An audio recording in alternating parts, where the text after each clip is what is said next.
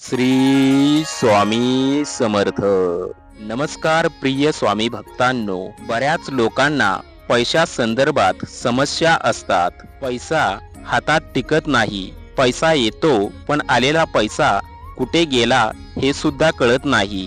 पैशाच्या कमतरतेमुळे त्यांचे कोणतेही काम पूर्ण होत नाही, रखडलेली कामे पूर्ण होत नाहीत किंवा पैशाची कमतरता असल्यामुळे ते कोणतेही काम करू शकत नाहीत आणि ते जे पण काम करतात त्यातून येणारा पैसा त्यांच्याजवळ टिकत नाही। याच कारणामुळे बरेच लोक कर्ज काढतात आणि हळूहळू हे कर्ज इतके होते की ते कर्ज फिटत नाही। मग ते कर्ज उद्योग धंदा व्यवसाय बिझनेस किंवा इतर कोणत्याही कारणासाठी काढलेले असेल। काही लोक वैयक्तिक कारणासाठी कर्ज काढतात, तर काही लोक घर बांधण्यासाठी कर्ज काढतात। मित्रांनो, तुम्हालाही अशा प्रकारच्या सर्व समस्यांचा सामना करावा लागत असेल तर तुम्ही हा स्वामी मंत्र ऐकायला हवा। कर्ज हे कोणत्याही कारणासाठी काढलेले असो, तुमचे सर्व कर्ज नील होऊन जाईल। फक्त तुम्ही हा स्वामी मंत्र ऐकायला हवा। स्वामी भक्तांनो, तुमच्यावर हजारो रुपयांचे कर्ज असो किंवा लाखो रुपयांचे, ते कर्ज लवकरच फिटून जाईल। कारण आता तुम्ही लखपतीच नाही तर करोडपती होणार आहात। पैसा तुमच्याकडे पाण्यासारखा येणार आहे। हा मंत्र ऐकल्याने बऱ्याच लोकांचे लाखोचे कर्ज फिटलेले आहे आणि आता ते करोडपती झालेले आहेत। त्यांच्या उद्योग धंदा व्यवसायामध्ये त्यांना यश मिळालेले आहे आणि जे पण लोक चांगल्या सरकारी नोकरीसाठी किंवा प्रायव्हेट नोकरीसाठी प्रयत्न करत होते, या मंत्रामुळे त्यांच्या सुद्धा इच्छा पूर्ण झालेल्या आहेत। त्यांना सुद्धा चांगल्या पगाराच्या नोकऱ्या मिळालेल्या आहेत। स्वामींच्या आशीर्वादाने ते लोक आनंदी आहेत। तुमच्याही जीवनामध्ये स्वामी माऊली अशा प्रकारचे चमत्कार घडवून आणतील। फक्त तुम्हाला हा स्वामी मंत्र लक्षपूर्वक ऐकायचा आहे किंवा तुमच्याकडे वेळ असल्यास तुम्हाला हा मंत्र 108 वेळा उच्चारायचा आहे। स्वामींच्या या शक्तिशाली मंत्राचा चमत्कार तुम्हाला लवकरात लवकर पाहायला मिळेल। पैसा धनदौलत आणि संपत्तीची प्राप्ती तर तुम्हाला होईलच, सोबतच सुख शांती आणि समाधान तुम्हाला लाभेल। स्वामी भक्तांनो, दुःख चिंता काळजी टेन्शन सर्व काही विसरून जा, कारण स्वामी समर्थ माऊली तुमच्या सोबत आहेत। कारण स्वामी माऊलींनीच तुम्हाला या मंत्रासाठी निवडलेले आहे। स्वामींच्या आशीर्वादामुळेच हा मंत्र तुमच्या समोर आलेला आहे। या स्वामींच्या मंत्राकडे दुर्लक्ष करू नका आणि स्वामींचा आशीर्वाद गमावू नका। स्वामी समर्थ माऊली तुमच्या मनातील सर्व इच्छा लवकरच पूर्ण करणार आहेत। स्वामी भक्तांनो, मंत्र जप ऐकण्यापूर्वी तुम्ही या यूट्यूब चॅनेलवर नवीन असाल तर या यूट्यूब चॅनेलला सबस्क्राईब करा, सोबतच या व्हिडिओला एक लाईक करा आणि कमेंट मध्ये स्वामी समर्थ माऊली असे टाईप करा। चला तर स्वामी भक्तांनो, ऐकूयात स्वामींचा हा अद्भुत मंत्र।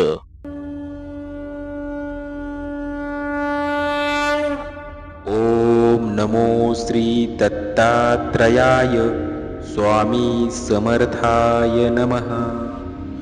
ओम नमो श्री दत्तात्रयाय स्वामी समर्थाय नमः।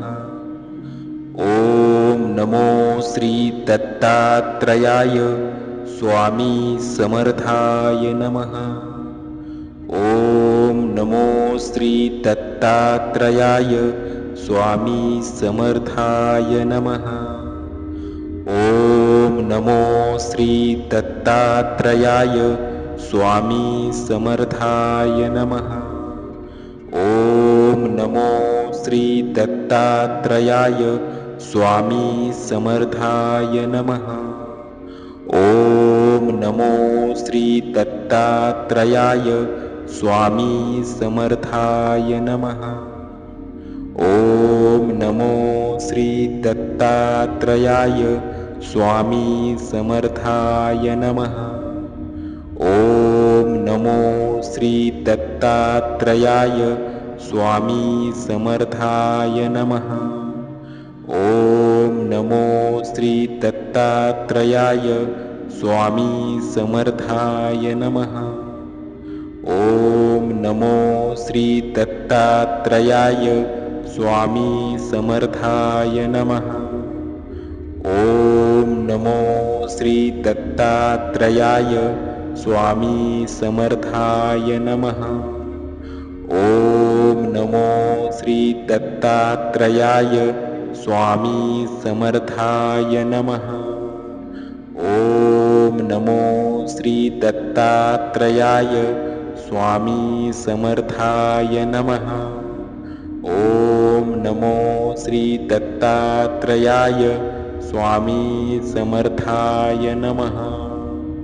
ओम नमो श्री दत्तात्रयाय स्वामी समर्थाय नमः।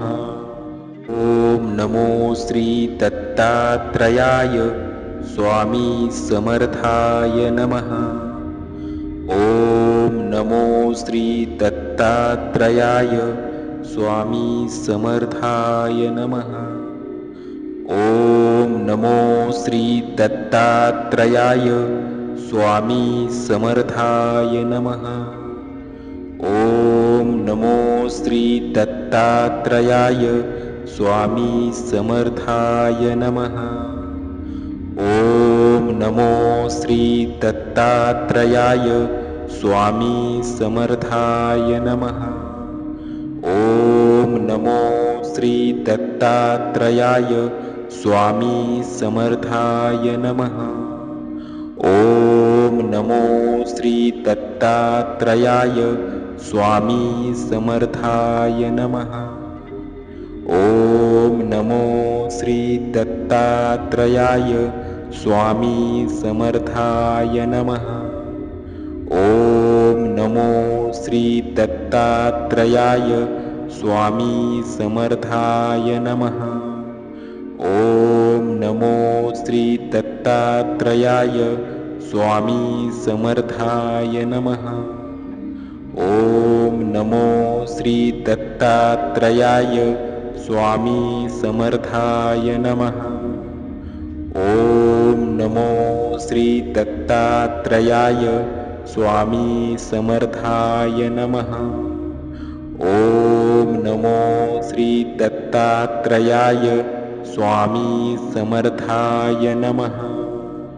ओम नमो श्री दत्तात्रयाय स्वामी समर्थाय नमः। ओम नमो श्री दत्तात्रयाय स्वामी समर्थाय नमः। ओम नमो श्री दत्तात्रयाय स्वामी समर्थाय नमः। ओम नमो श्री दत्तात्रयाय स्वामी समर्थाय नमः। ओम नमो श्री दत्तात्रयाय स्वामी समर्थाय नमः। ओम नमो श्री दत्तात्रयाय स्वामी समर्थाय नमः। ओम नमो श्री दत्तात्रयाय स्वामी समर्थाय नमः। ओम नमो श्री दत्तात्रयाय स्वामी समर्थाय नमः। ओम नमो श्री दत्तात्रयाय स्वामी समर्थाय नमः। ओम नमो श्री दत्तात्रयाय स्वामी समर्थाय नमः। ओम नमो श्री दत्तात्रयाय स्वामी समर्थाय नमः। ओम नमो श्री दत्तात्रयाय स्वामी समर्थाय नमः। ओम नमो श्री दत्तात्रयाय स्वामी समर्थाय नमः। ओम नमो श्री दत्तात्रयाय स्वामी समर्थाय नमः। ओम नमो श्री दत्तात्रयाय स्वामी समर्थाय नमः। ओम नमो श्री दत्तात्रेयाय स्वामी समर्थाय नमः। ओम नमो श्री दत्तात्रेयाय स्वामी समर्थाय नमः। ओम नमो श्री दत्तात्रेयाय स्वामी समर्थाय नमः। ओम नमो श्री दत्तात्रेयाय स्वामी समर्थाय नमः। ओम नमो श्री दत्तात्रेयाय स्वामी समर्थाय नमः। ओम नमो श्री दत्तात्रेयाय स्वामी समर्थाय नमः। ओम नमो श्री दत्तात्रेयाय स्वामी समर्थाय नमः। ओम नमो श्री दत्तात्रेयाय स्वामी समर्थाय नमः। ओम नमो श्री दत्तात्रेयाय स्वामी समर्थाय नमः। ओम नमो श्री दत्तात्रेयाय स्वामी समर्थाय नमः। ओम नमो श्री दत्तात्रेयाय स्वामी समर्थाय नमः। ओम नमो श्री दत्तात्रेयाय स्वामी समर्थाय नमः। ओम नमो श्री दत्तात्रेयाय स्वामी समर्थाय नमः। ओम नमो श्री दत्तात्रेयाय स्वामी समर्थाय नमः। ओम नमो श्री दत्तात्रेयाय स्वामी समर्थाय नमः। ओम नमो श्री दत्तात्रेयाय स्वामी समर्थाय नमः। ओम नमो श्री दत्तात्रेयाय स्वामी समर्थाय नमः। ओम नमो श्री दत्तात्रेयाय स्वामी समर्थाय नमः। ओम नमो श्री दत्तात्रेयाय स्वामी समर्थाय नमः। ओम नमो श्री दत्तात्रेयाय स्वामी समर्थाय नमः। ओम नमो श्री दत्तात्रेयाय स्वामी समर्थाय नमः। ओम नमो श्री दत्तात्रेयाय स्वामी समर्थाय नमः। ओम नमो श्री दत्तात्रेयाय स्वामी समर्थाय नमः। ओम नमो श्री दत्तात्रेयाय स्वामी समर्थाय नमः। ओम नमो श्री दत्तात्रेयाय स्वामी समर्थाय नमः। ओम नमो श्री दत्तात्रेयाय स्वामी समर्थाय नमः। ओम नमो श्री दत्तात्रेयाय स्वामी समर्थाय नमः। ओम नमो श्री दत्तात्रेयाय स्वामी समर्थाय नमः। ओम नमो श्री दत्तात्रेयाय स्वामी समर्थाय नमः।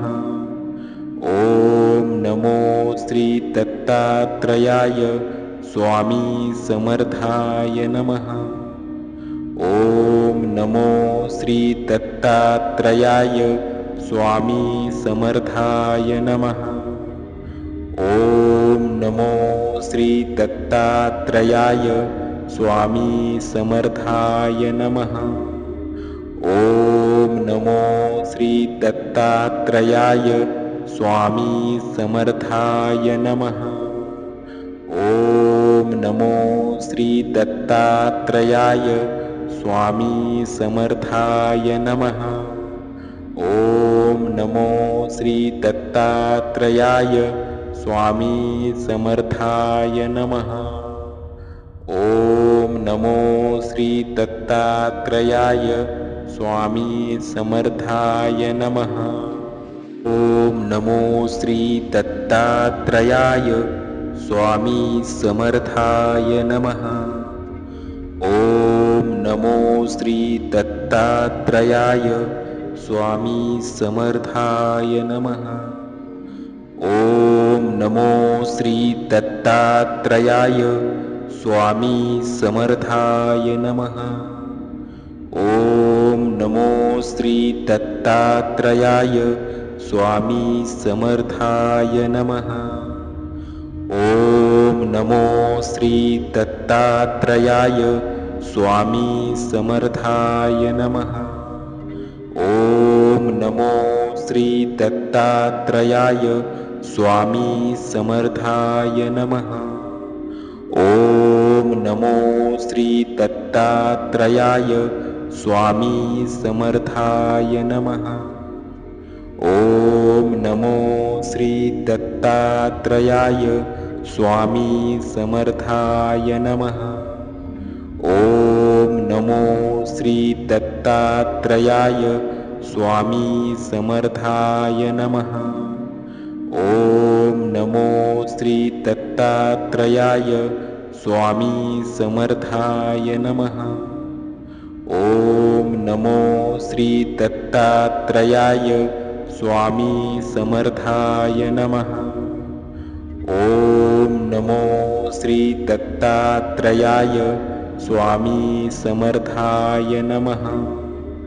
ओम नमो श्री दत्तात्रयाय स्वामी समर्थाय नमः। ओम नमो श्री दत्तात्रयाय स्वामी समर्थाय नमः। ओम नमो श्री दत्तात्रयाय स्वामी समर्थाय नमः। ओम नमो श्री दत्तात्रयाय स्वामी समर्थाय नमः।